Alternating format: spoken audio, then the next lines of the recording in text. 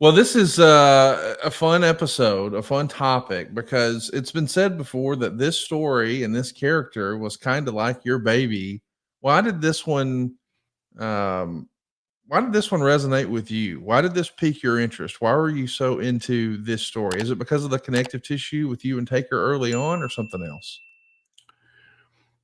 It just lent itself to so much. There were no boundaries, absolutely no boundaries. You have a clean slate to create a character in any form that you want, and not just a character, a monster. When you are given no limits, you can get as far out as you want to. Sometimes you may need to be brought back, and that's fine. But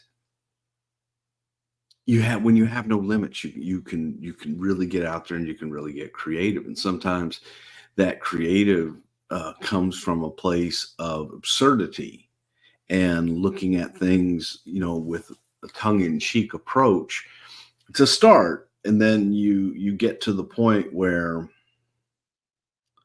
well, you know what if he was in a fire? What if he burned to death? Or what if he was in a fire, he was rescued, he was scarred horribly, and they had to put him in a home for scarred burn victims? And they didn't want to let his big brother know that he was alive because he was so disfigured that it could harm his brother for life just to see his little brother this disfigured and in this much pain. What if, wow, what if that same fire his parents perished? They died too.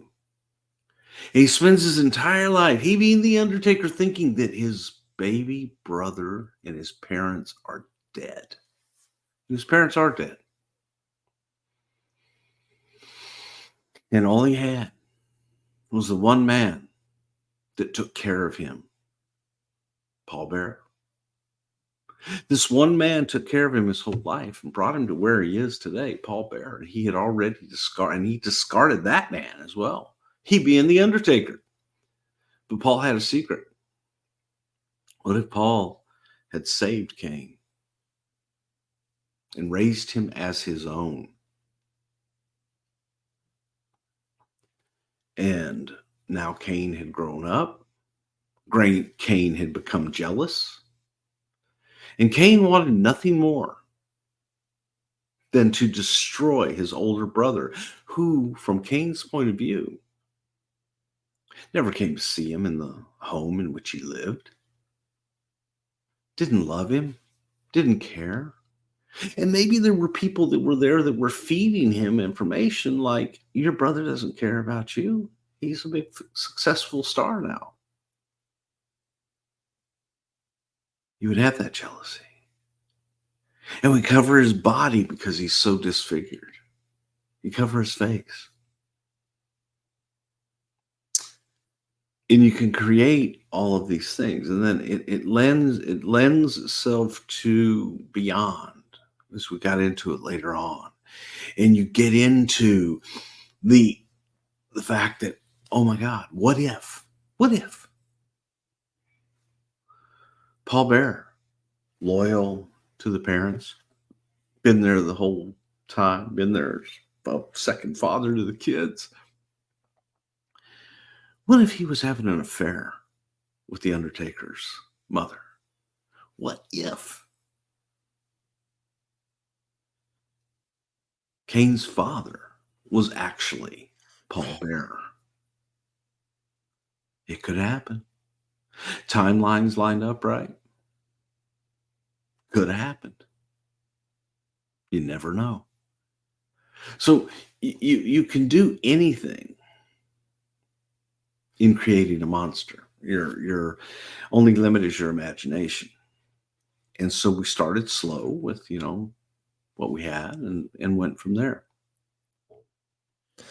Did you? You didn't freestyle all that right away, did you? In this Everything but the Paul Bearer being the father. Okay. Literally off the top of my head in a crazy session. Now, when you're doing this session, I know this sounds silly, but I'm going to ask a chicken and the egg question.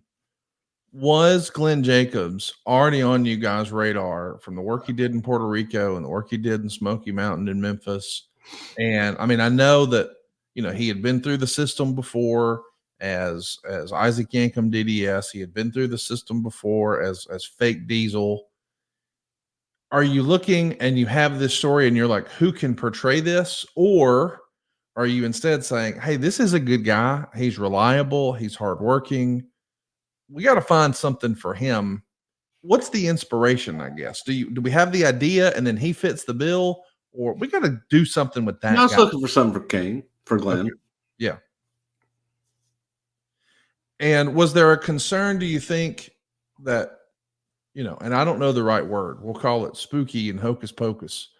The Undertaker had some magic as his character. He could summon lightning and ascend into the heavens, and there's a supernatural slant.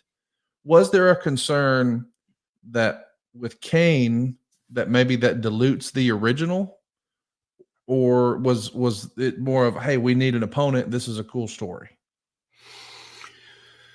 We needed an adversary for the Undertaker, and it was a good story, and not really sure where we were going to pan out. Other gimmicks with Glenn Jacobs had failed, and this was an opportunity where we didn't have to rely on his facials at that point, and we could cover him up, and the story was strong enough that we felt as long as he was able to deliver just even half-assed in the ring at that point, it would have been a hit.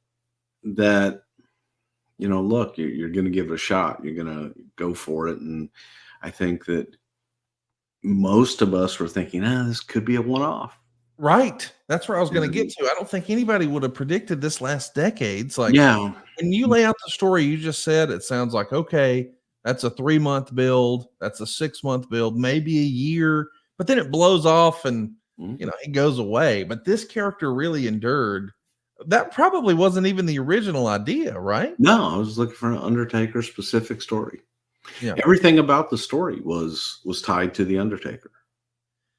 Now, that whole tease of Paul Bearer giving the secret, that starts in like late June of 97. That's around the same time that Sean and Brett are pulling each other's hair out in the locker room. You're not exactly sure what you've got. We're only 4 months removed from Sean losing his smile. We also know that, Brett's dinged up. He's going to need a knee surgery. Austin's starting to get hot, but we're just weeks away from him getting dumped on his head. When you start the tease here in late June, that's probably too fast to think, okay, we'll get there by SummerSlam. Were you thinking, hey, we'll start the tease in late June, this will carry us through, and this could be the Undertaker's WrestleMania opponent? Was that maybe the original idea of that's the blow off, and we'll see what we got after that? It was always WrestleMania. Okay. Because we were looking at it, and that's how it started. As you look at it and you look at opponents for Undertaker, there weren't any. There was Sean. There was Brett. Right. That was it. So when you go back and you take a look at, that early era of Glenn Jacobs, I've seen interviews with The Undertaker who said that he really enjoyed working with him, but he felt like he needed to be, I forget the word, intense, aggressive. Aggressive was the word. He wanted Glenn to be more aggressive. And you just sort of in passing said, hey, he had failed in those other two gimmicks. Do you think there is Isaac Yankum DDS will table for a minute, but could anybody have made Fake Diesel work long term, do you think? Is there a way to make that work, or was that always going to be a blip? I don't know. I think that, sometimes the second incarnations are better than the first, and other times they're not. So, that was, I think that the Diesel and Razor characters portrayed by Kevin Nash and Scott Hall were so strong and ingrained in the mind, and it was too soon. So people are going to compare them, and they were very good.